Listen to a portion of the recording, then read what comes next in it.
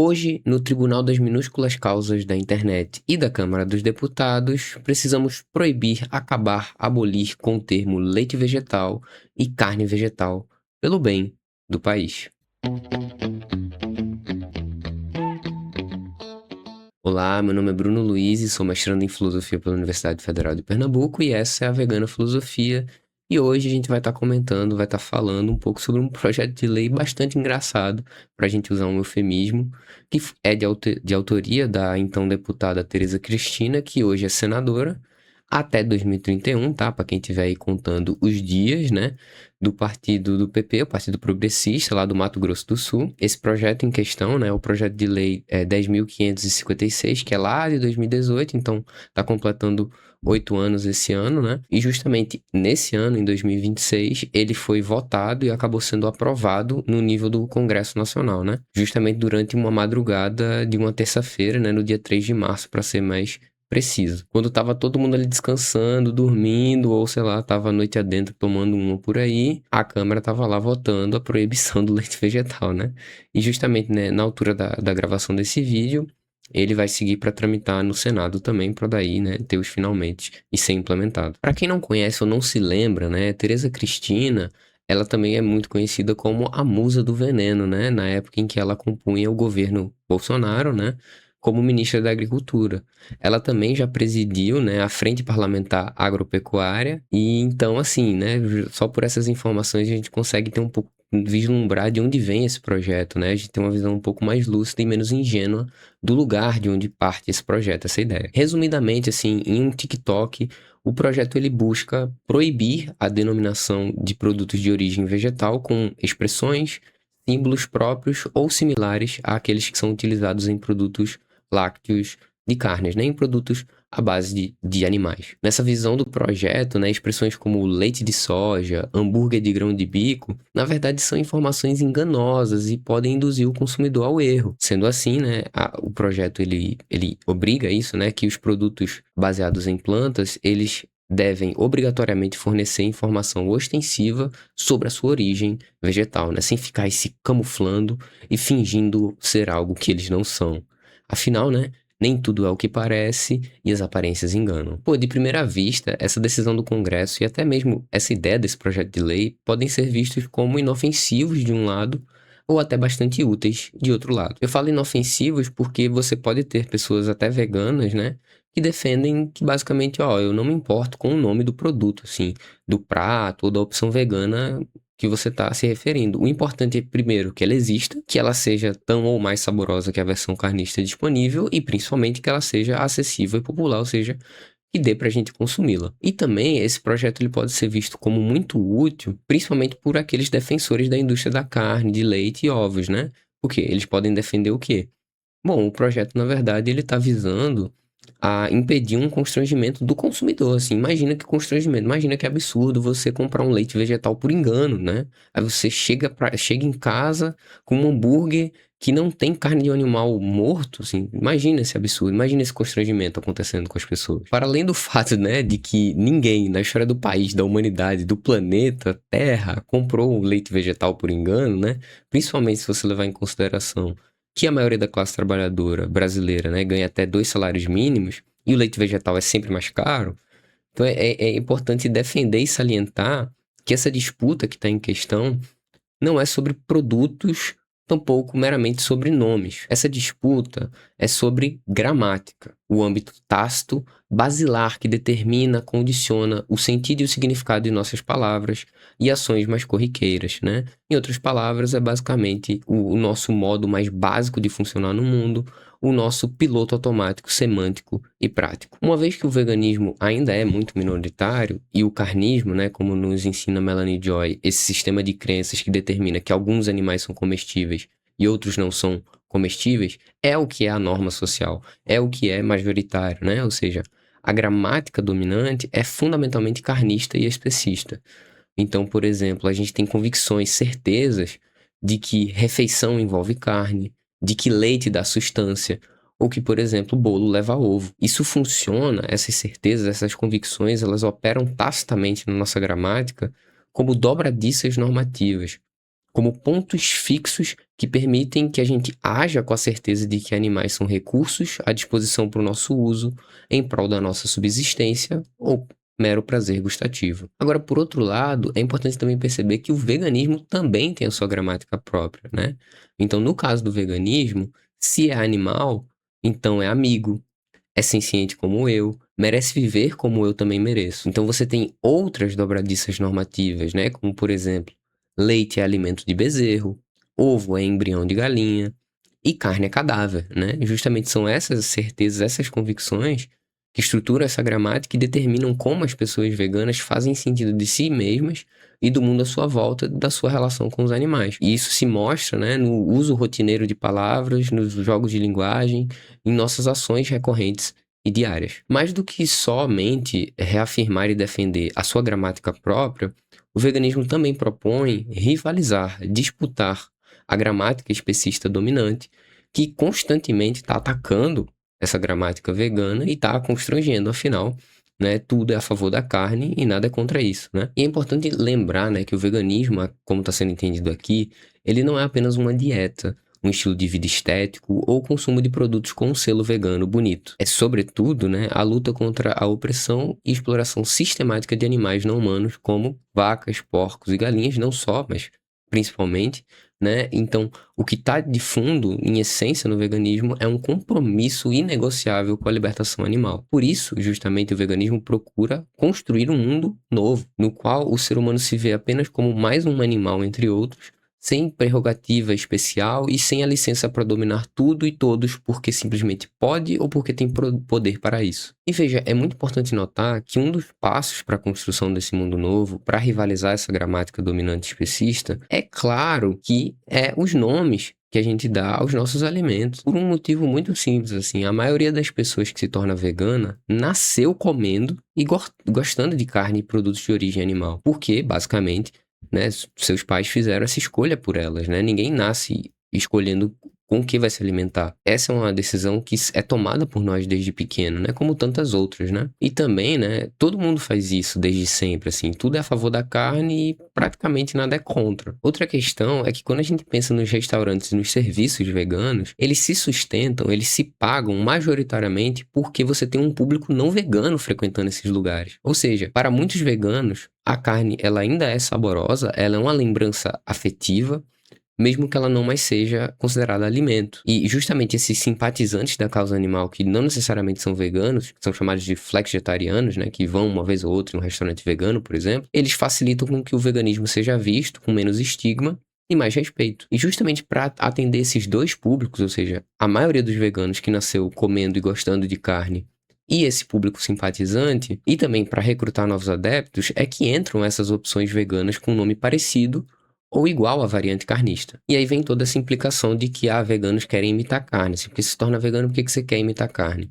A resposta é muito simples, porque não, se tornar vegano não deve implicar a abolição da culinária, daquilo com o qual a gente está familiarizado e daquilo que a gente já gosta. Comida é afeto, história, tradição e cultura. Quem vira vegano simplesmente não quer mais explorar os animais, mas quer também que a comida siga sendo tudo isso que eu falei, assim, continue sendo afetuosa, continue reverberando a nossa história, a nossa tradição, a cultura que a gente pertence. Ninguém esquece da sua rotina alimentar ao se tornar vegano, tampouco do seu prato favorito, do almoço na casa de voinha. Como é bom, né? Você ir num barzinho, por exemplo, comer espetinho, pão de alho, caldinho de feijão. Eu mesmo sempre preferi caldinho de feijão preto, tá? Mas, assim, tem discussão, né? Enfim, quem sabe fazer, sabe fazer. E caldinho de feijão marrom também é muito bom. Também quem vira vegano não se esquece como é bom curtir um churrasco em família ou entre amigos, jogando conversa fora, se atualizando dos dramas e das fofocas de quem a gente ama. Como é bom comemorar o aniversário de alguém com bolo, guaraná e brigadeiro. Como é bom desfrutar de uma feijoada e um acarajé, pratos cheios de história, cultura e resistência. A gente queremos comer feijoada vegana sim, queremos comer acarajé sem camarão sim, bolo sem leite ou ovos, espetinho vegano, pão de alho, pão sem queijo e por aí vai. Esses alimentos e tantos outros são literalmente ideias geniais de alimento, assim. Por que a gente deveria jogar isso fora só porque a gente se tornou vegano, assim. Na maioria dos casos, às vezes você muda uma coisa ou outra na receita e já é suficiente pra veganizar a receita, sabe? E eu não sei vocês, veganos que estão me ouvindo, mas assim, um dos top momentos da vida é quando você consegue encontrar, quando você desfruta de um prato que você era tão conectado, né, quando comia carne, e você finalmente encontra a versão vegana e ela é muito maravilhosa. É como se nesse momento a gente tivesse um duplo prazer, assim. Por um lado, porque o que você tá comendo é gostoso mesmo, você tem um prazer direto daquele alimento. E por outro lado, porque você não precisou abrir mão desse sabor familiar, desse prato familiar, dessa história pessoal com aquele prato específico, porque agora você não compactua ou não aprova mais a exploração dos animais. E esse momento que torna tudo mais fácil, assim. Eu mesmo eu tenho percebido que ser vegano envolve muito menos sacrifício do que eu esperava, assim. Essa ideia de que ser vegano é você jamais comer coxinha, e aí você come uma coxinha ligeiramente diferente, com recheio de jaco, ou com falso frango, ou seja lá o que for, ou até com carne de soja, é aquele momento em que você, cara, caramba, que bom, assim, não precisei abrir mão disso, assim. A vida continua, eu ainda posso ter prazer, eu ainda posso conservar os meus gostos e as minhas vontades. Elas só vão precisar de uma pequena alteração.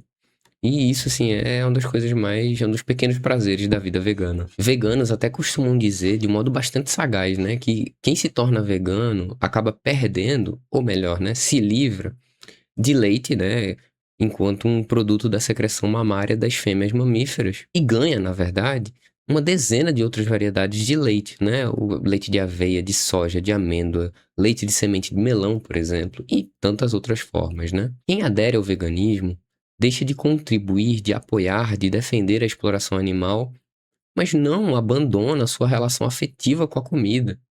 A gente come feijoada vegana agora ao lado do porco, que seria picotado do rabo ao focinho para fazê-la. Desfrutamos do acarajé à beira-mar, mas agora sem usar camarões como se fossem comida. Comemoramos nossos aniversários com bolo e brigadeiro, sem precisar usar secreções de mamíferos fêmeas ou embriões de galinha para isso. Mas tudo isso só é possível porque podemos e devemos fazer essas aproximações. Porque isso aproxima o veganismo do dia a dia, do que já é familiar, da boca do povo, assim. O projeto de lei, pelo contrário, ele quer justamente afastar tudo isso.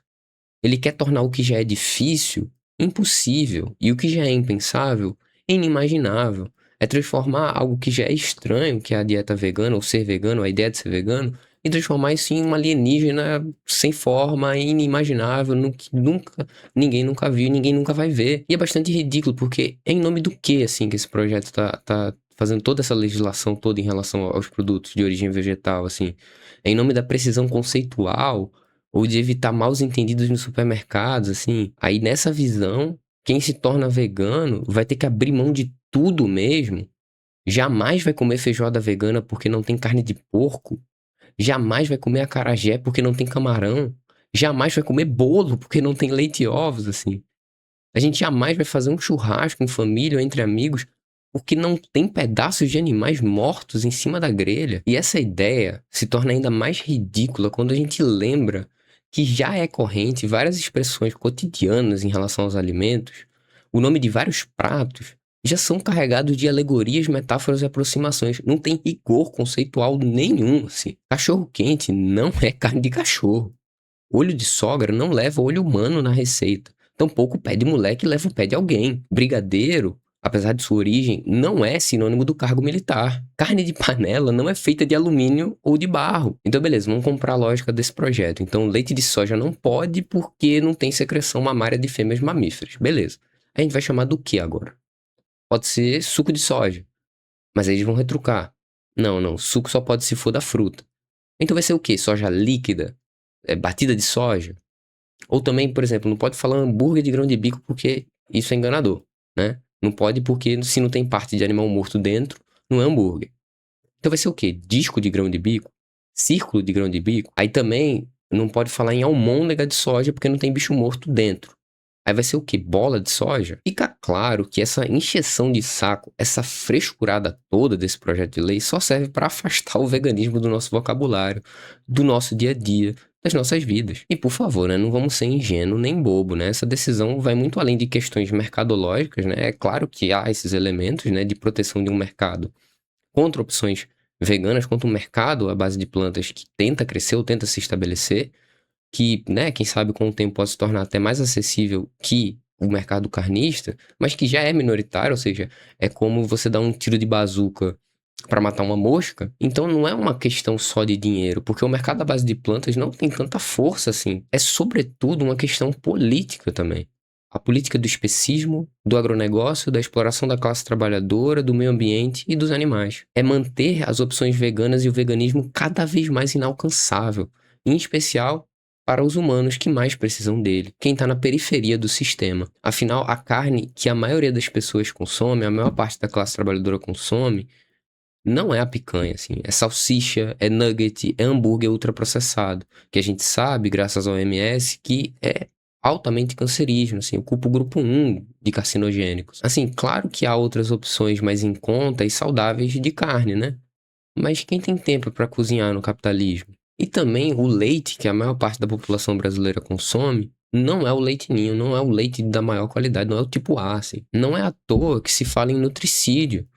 Basicamente, o sistema alimentar oferta o que há de pior e mais danoso para os humanos que estão na periferia do sistema, ao mesmo tempo que inviabiliza o reconhecimento do veganismo e de opções veganas como viáveis, possíveis e até mesmo almejáveis. Sem falar também que a população periférica quem mais sofre com os efeitos climáticos, né, com as consequências naturais da pecuária brasileira. Sem eufemismos, né, esse projeto ele é um desserviço aos bichos, aos humanos e ao planeta que tem sofrido com os desmandos do carnismo desenfreado. E uma frase que tem sido muito repetida entre veganos é essa, assim, é como se os animais eles estivessem torcendo e dizendo assim, tomara que eles comprem opções veganas por engano, assim. Tomara que nós humanos percebamos que a gente pode continuar tendo prazer com a comida, tendo história, tendo afeto, sem precisar explorar os animais. A gente quer abrir mão não da culinária, a gente quer abrir mão da exploração animal. Bom, era isso, minha gente, que eu tinha planejado para hoje. O vídeo hoje foi bastante especial, foi algo inusitado, né? Porque basicamente o roteiro e a ideia desse vídeo surgiu de um artigo de opinião que eu escrevi em coautoria com o meu orientador Marcos Silva, né? E que foi publicado no portal Outras Palavras, né? O link vai estar na descrição em algum lugar aqui no vídeo. E é isso, é muito legal. Eu nunca achei que eu ia estar me usando como autorreferência, autoplágio para produzir um conteúdo. Mas enfim, quem quiser, quem tiver interesse de ler na íntegra, vai estar em algum lugar aqui. Então é isso, minha gente. Muito obrigado. Até a próxima. Tchau, tchau.